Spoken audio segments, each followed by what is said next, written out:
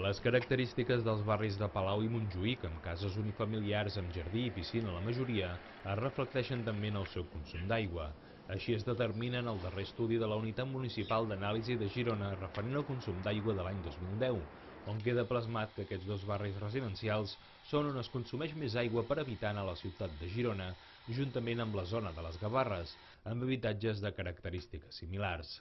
El consum per barris canvia si el que es té en compte no són els habitants, sinó els comptadors. Així doncs, sectors com les Hortes, on el mateix nom ja fa palès que hi fa falta aigua, o Maxirgo, especialment industrial, o amb les mateixes obres del TAP, són les que tenen una lectura del comptador més alt, al contrari de sectors més secs com les Pedreres, Pedret i el Barri Vell.